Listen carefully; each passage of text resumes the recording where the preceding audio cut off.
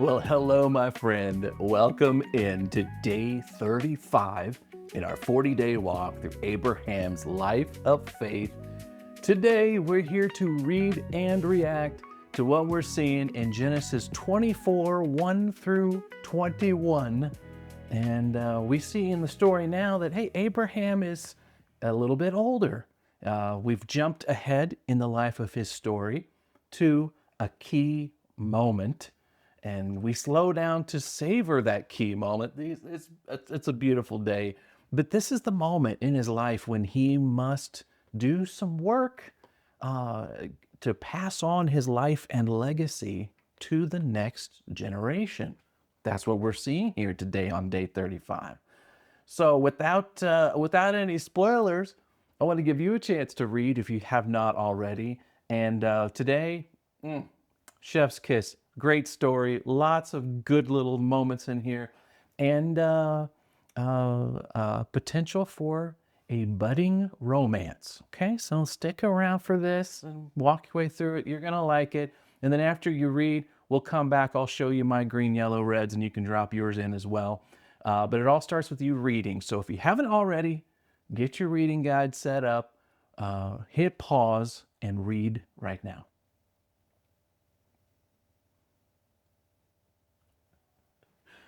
Okay, how about it, right? Abraham here on day 35. He's getting older, and there's a loose end he needs to tie up here in order to secure his legacy, right? What's that loose end? Well, Isaac's got to find a wife. And so that's where the story takes us today.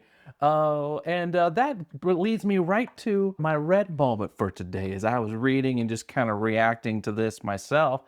Here it is. Abraham asks his servant, who he's given the job of finding a potential wife for Isaac, right? And right here he says, "Swear by the Lord, the God of heaven and earth, that you will not allow my son to marry one of these local Canaanite women." Which, is it's kind of a little bit funny. But then you go, hey, what's wrong with the local Canaanite women? I mean, hey, talk about Abraham's got looking down his nose at these local ladies. What's the deal? What's wrong with them? And okay, well, why are they not good enough? Well, I don't. It's not necessarily about them, like as an individual. We're talking about culture here, and maybe we don't know. Well, but we can guess. Maybe Abraham has learned something from Lot's cautionary tale. One of the things, remember back to the story of Lot, of course, it's unforgettable in its levels of oof. That's a theological term, oof. One of the things we don't know about Lot is where Lot got his wife. It's not a big mystery. There's a good chance that Lot picked up his wife. Remember, he was Abraham's nephew when he left. He was always his nephew, but when they left Ur and Haran together, Abraham's kind of taken Lot under his wing. Lot's dad had passed away young. Remember all that? And so there's no mention of Lot's wife when they leave for Canaan from Haran. So maybe Lot picked up one of these local Canaanite women for his wife, the one who later turns into a pillar of salt as she looks back longingly on Sodom as the fire falls on the city. I mean, one of those wild moments in the story we've seen. So maybe Abraham's got that in mind. But there's one thing he is for sure not okay with, and that is with Isaac being paired up with someone who's embedded in Canaanite culture. He wants a person that comes from his homeland and from, I think we're going to see in the story later on, from a group of people who are aware of and worship the Lord Yahweh. Okay, so for Abraham, that's key. It's a matter of culture, and Abraham's protecting his legacy here with purpose, direction, conviction. You know what I'm saying? Now, let me show you my yellow here real quick. This is another, there's just all kinds of great little moments here. One that's kind of got my curiosity piqued. It's this moment here where Abraham describes for his servant. Uh, how he wants a servant to go to his homeland to find a wife for Isaac, and he says that the Lord will send his angel ahead of you. He will see to it that you find a wife there for my son. If she is unwilling to come back with you, then you are free from this oath of mine. But under no circumstances take my son there. Abraham just doubling down on the fact Isaac's got to stay in the land that God has promised them. But this is an interesting moment right here. This if she's unwilling. And what I love about this moment, it seems kind of innocuous, it's simple, but there's a deep undercurrent here.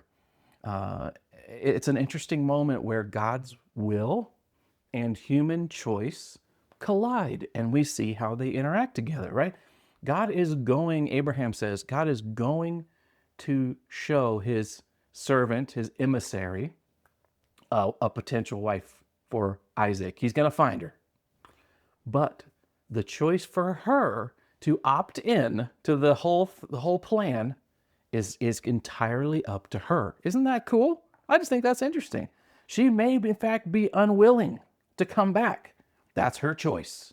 But God's going to lead them to her. She's going to have a chance to say yes to a plan for her future that involves Isaac and being part of God's plans to bless every family on earth through them. I just think that's kind of cool.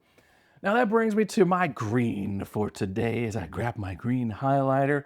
There's a lot to love. This whole section right here is just great moments in the story. What I love about this is we see a real life prayer happening here. You know, not the kind of prayers that you pray when someone asks you to pray for the meal at a holiday, and you gotta like dig deep and try to think of something profound and spiritual sounding to say, or the kind of prayer if you get called on at church, it's like, hey, will you pray? And you're like, oh yes. And you kind of try to reach back and create some kind of publicly appropriate, moving, thoughtful, but somewhat maybe stiff and somewhat, less than heartfelt kind of prayer. You know what I'm saying. This, on the other hand, is a real life prayer. It includes camels. You're out here praying a real prayer when, he's asking for help with, watering camels and all of this. I think it's delightful. I love that. I love that he's saying a prayer that's really on his heart. It's his one-on-one conversation with God. And I think this is a great little example of how you handle things that God does not give guidance on. And there are many things in life that God does not specifically give guidance on, right? Live here, buy that house, don't buy that car, date this girl. Like, these are things that you're like, Now God gives plenty of guidance to help you make those decisions, but there are times when you're just like, Lord, I need to know what to do here, and it's a coin flip from my point of view, right? And this is how you handle it. You just say the prayer. You go, God, you tell him what's really on your mind and heart, and even if it's includes weird, normal, everyday stuff like camels. and then the other thing you do here, which he does so well, is lean on and depend on God to show his unfailing love, which he mentions it twice here. He's like, oh Lord, God of my master Abraham, please give me success today and show unfailing love to my master, right? And he mentions God's unfailing love as the real request here twice. Isn't that great? Unfailing love, unfailing love. So that's what, pray about the camels. I need direction. Show me something that I can't answer any other way. Now, this doesn't work for things that God's already given us clear direction on, and we are hoping for him to change his mind, change his counsel, But for the things that we don't know, hey, I'm looking for this wife for Isaac. How am I supposed to find her? Let me suggest a way that you can help me, God. And it involves camels. I love that. All right, so there are my green, yellows, and reds for today. Enjoy this and then jot down your highlights as well. You can add them here, of course, for your own notes so you don't forget them and process them a little bit. Of course, add them to our Facebook group as well. And then read, reflect, and then scan the QR code. I'll come back with some further insights from today on this delightful and wonderful day where we see God help Abraham lock in his legacy for the next generation. We'll see you in a little bit.